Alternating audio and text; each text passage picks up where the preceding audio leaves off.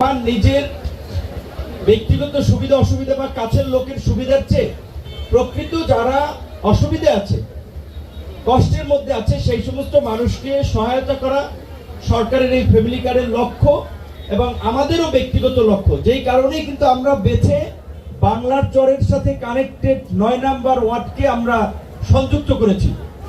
যদিও এই ওয়ার্ডে কিন্তু নির্বাচনের সময় অনেকেই আমাদের ডিস্টার্ব করেছে অতিরিক্ত মাত্রায়, এটা প্রত্যাশিত ছিল না। কারণ এই চরবিশ্বের চরকাগুলো যদিও প্রায় 80% ভোট আমরা পেয়েছি, তারপরেও ওইখানে কিছু লোক আমাদের অসুবিধা করেছে, তারপরেও কিন্তু আমরা ওই ওয়ার্ডটাকে চয়েস করেছি।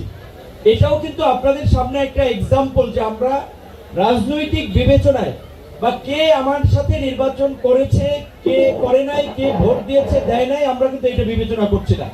আশা করি পর্যায়ক্রমে সরকারের যে বিভিন্ন ধরনের সামাজিক সুরক্ষার প্রকল্প, ফ্যামিলি কার্ড, কৃষক কার্ড, যারা দেশের বাইরে যাচ্ছেন প্রবাসীদের প্রবাসী কার্ড সবাই পাবে, এবং বিশেষ করে সরকারের গ্রামীণ অর্থনীতিকে চাঙ্গা করার জন্য, গতিশীল করার জন্য খাল খননের যে কর্মসূচি আপনারা জানেন, আমাদের এখানে বেশ কয়েকটি খাল খননের প্রকল্প আছে।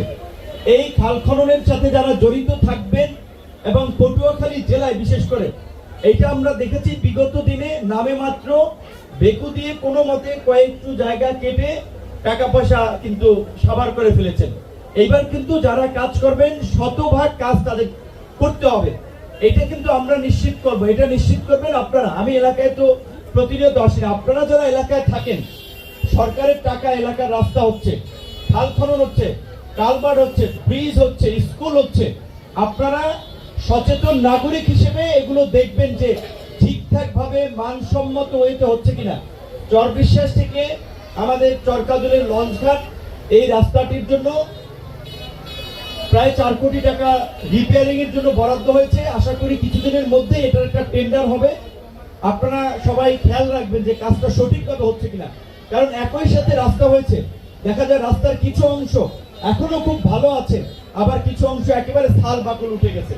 তো আপনাদের আমাদের মা বোনদেরকে বিশেষ করে আজকের এই ফ্যামিলি কার্ড আপনারা জানেন যে পরিবারের সদস্যদের মধ্যে মায়েদেরকে, বোনদেরকে তাদের নামে দেওয়া হচ্ছে। কারণ বিশেষ করে আমাদের এই গ্রাম অঞ্চলে পরিবারের নারী সদস্যদের উপরে পুরুষ সদস্যরা নানানভাবে অনেক ক্ষেত্রে নির্যাতন করে থাকে, জিম্মি করে থাকে, যৌতুকের জন্য কিংবা শ্বশুর বাড়ি থেকে টাকা আনার জন্য নানান অজুহাতে।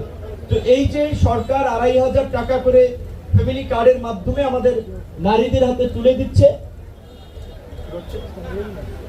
2,500 টাকা তুলে দিচ্ছে, এর মধ্যে দিয়ে আমি মনে করি আমাদের নারীদের জন্য, আমাদের মায়েদের বোনেদের জন্য কিছুটা সেফ গার্ড বা কিছুটা নিরাপত্তা কবচ, অর্থাৎ যে পরিবারের পুরুষ সদস্য সেও জানবে যে আপনার নামে প্রতি মাসে 2,500 টাকা আসতেছে। আপনারা যারা বিশেষ করে পরিশ্রমী নারী আছেন তাদের প্রতি অনুরোধ থাকবে যে আপনার পরিবারের খরচ তো পুরুষ সদস্য বহন করে। এই 2,500 টাকা দিয়ে, যেটা আমরা দেখি গ্রাম অঞ্চলে কেউ মুরগি কেনে, কেউ ছাগল কেনে, কেউ কয়েক মাস একটা জমায় একটা গরুর বাচ্চা কেনে, সেখান থেকে কিন্তু একটা পরিবারকে চাইলে কিন্তু আপনারা একটা স্বাবলম্বী করার দিকে নিয়ে যেতে পারবেন। তো এটার সৎ ব্যবহার যেন হয়, এইটা আপনাদের প্রতি আমাদের অনুরোধ থাকবে এবং ইনশাল্লাহ আপনারা দোয়া করবেন। আমরা চেষ্টা করতেছি আগামী 2 বছরের মধ্যে গলাচিপা 10 মিনার বিশেষ করে রাস্তাঘাটের যে অবকাঠামোগত উন্নয়ন, এইটা আমরা এনশিওর করতে চাই আগামী 2 বছরের মধ্যে। কারণ আপনাদের প্রত্যাশা অনেক থাকতে পারে, কিন্তু একসাথে সরকার বরাদ্দ দেয় না, বরাদ্দটা পর্যায়ক্রমে হয়, কাজে একটু ধৈর্য ধরতে হবে।